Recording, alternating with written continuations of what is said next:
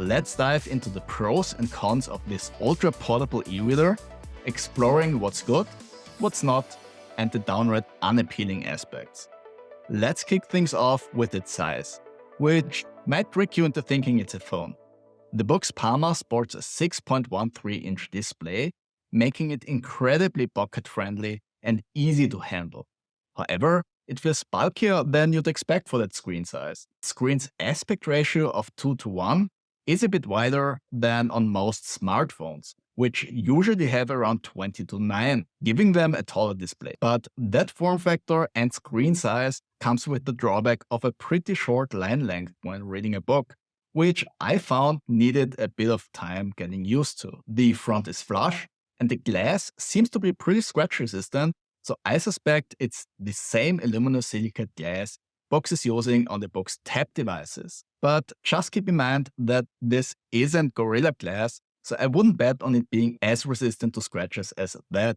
But to be fair, my Boox Palma doesn't have any scratches on the screen yet, despite it not being handled with too much care. The screen itself uses EInk Carta 1200 technology, which offers great contrast levels, so readability is really good. That's true for essentially all lighting situations. In direct sunlight, EInk offers the best readability you can get on a digital device. Thanks to the reflective nature of EInk, it's perfectly readable even in direct sunlight. And the same is actually also true for being in the dark, because it comes with a built-in dual-tone front light. So you can just turn up the front light and even change the color temperature to make it more comfortable during nighttime. This is in fact the brightest front light on an EInk device I've seen so far. With 380 nits maximum brightness, I actually never used it on full brightness outside of testing it. It's just too much for my eyes. Boox seems to think so as well, because with the automatic brightness adjustment with the light sensor Palma also has, it only sets the maximum brightness to around 1/3 of what's possible, which is honestly more than enough. The lowest brightness setting is around 0.3 nits, which is perfect for use in complete darkness, which should be comfortably dim for almost everybody. The evenness of the front light is not perfect, but good enough for the slight gradient I can see to not cause distractions. Because the display is so tall and the gradient is visible vertically, it's not really an issue for me. The front light is also most likely one of the reasons why the bezel below the screen is so huge, because that's where the LEDs are located. So that space is needed to not make the LEDs too obvious by moving them too close to the edge of the bezel. Ghosting, which is when faint traces of previous contents on the screen are still visible when they shouldn't be, can also be an issue with the Boox Palma. When simply reading text, it's not too noticeable, but when using one of the faster display modes, which I'll come to in a second, and more image-rich contents, ghosting can become pretty obvious depending on the app.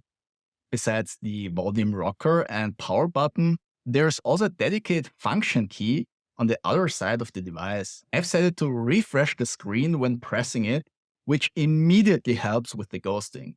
It's super intuitive to use, which in the end makes ghosting a non-issue for me personally. But it really depends on the apps. Many Boox devices have Wacom touchscreens that are meant for note-taking with a compatible pen, like this one. The Palma is not one of those devices, unfortunately, which I think would have been awesome, because the portability with the option to quickly take notes on the go would have been amazing. A bit like a Samsung Galaxy Note. So no, not possible here, since this only has a capacitive touchscreen, which is responsive and works fine, by the way. So let's talk about the rest of the specs before coming to my biggest two issues with the device. The Boox Palma also has 2 microphones and 2 speakers, one at the bottom and one at the top. Unfortunately, the headpiece speaker doesn't act as a second speaker for multimedia content, so that's a bit of a weird choice considering this isn't a phone and the second speaker isn't really needed, which leads me to believe that perhaps the Boox Palma was originally designed as a phone. There's also a 16 megapixels camera on the back of the device, which is almost flat with the rest of the cover. There's no camera app on here to take pictures with it though, because it's meant as a document scanning tool, which is the same approach Boox already took with the Boox tab devices. I experimented a bit with different Gcam ports, and some are actually working. Quality-wise, it's actually a bit better than what I expected, but at the end of the day, this camera is obviously not meant to take pictures like that. The back cover is plastic and has this textured feel, which is a bit unusual, but feels nice enough. It's 128 gigs internal storage, is expandable with a microSD card, which brings me to my first issue with the device. There's no SIM card slot.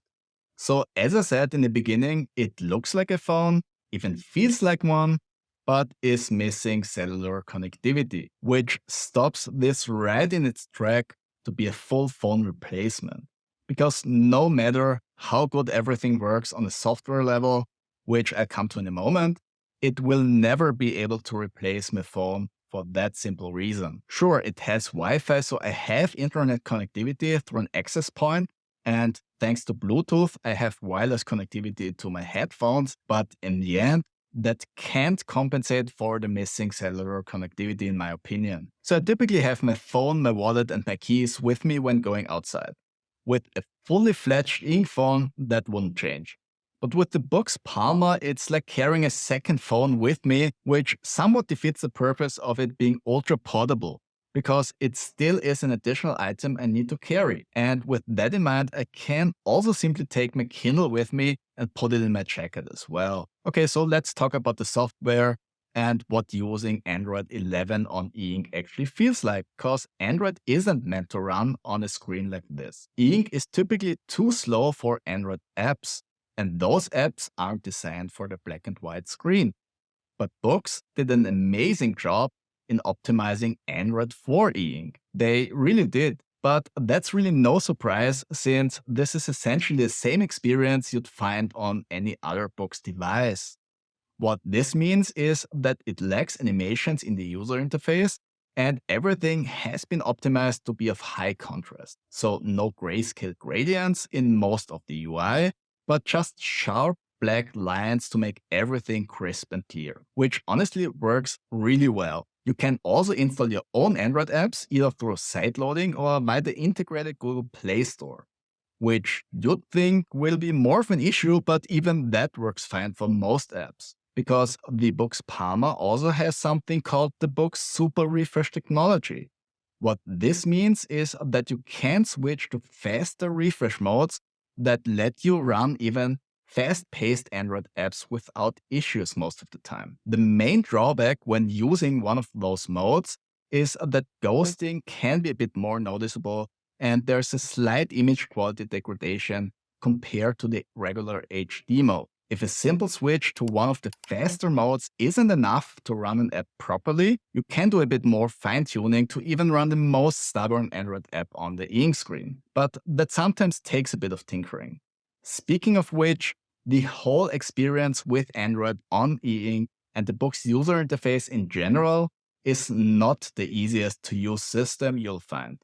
It takes some time getting used to because not everything is self-explanatory, and some things you just have to give it a try to see how it works. So even with the Boox Palma running Android 11, don't expect the same level of ease of use you'd find on a Google Pixel or Samsung Galaxy phone. So while you can run almost any Android app on here, my preferred use case for the Boox Palma was to simply use the Kindle app and read on it. As I said, the form factor takes a bit of getting used to when reading in portrait mode, especially compared to a Kindle e-reader with its more book-like aspect ratio. But honestly, after a short period of getting used to it, it's totally fine. What I also very much appreciate is the volume rocker, which can be used with many apps to scroll up and down or turn pages.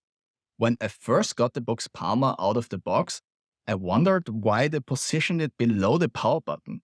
On smartphones, that's typically the other way around. But after having used the Boox Palma for a while now, it became clear that this was a form follows function decision, because with having the volume rocker within reach of your thumb, it's really super handy when reading. Just hit the button while holding the device comfortably, and continue reading without having to move your thumb. Well done, Boox. What's not especially great is the situation with Android itself. Android 11 is a bit old at this point. It honestly works just fine with almost all apps, and with the EInk screen, many of the advances newer Android versions bring don't really matter.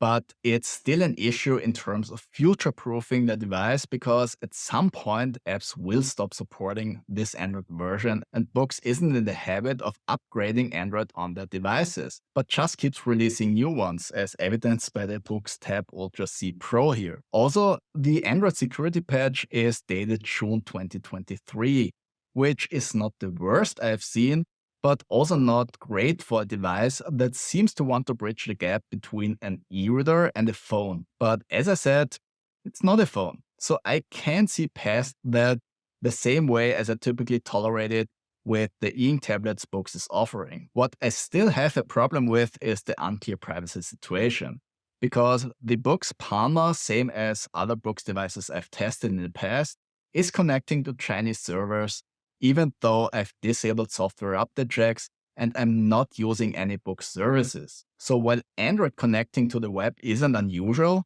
those specific connections are not really needed from my point of view as a user. But as always, to be fair, there's a data privacy protection law in place that states that Onyx Boox adheres to the GDPR, which is the data privacy protection law in the EU. Okay, let's finally talk about the battery, which all in all is decent. The battery has a bit over 3900 milliamps, which on first glance seems to be a bit much for a device like this.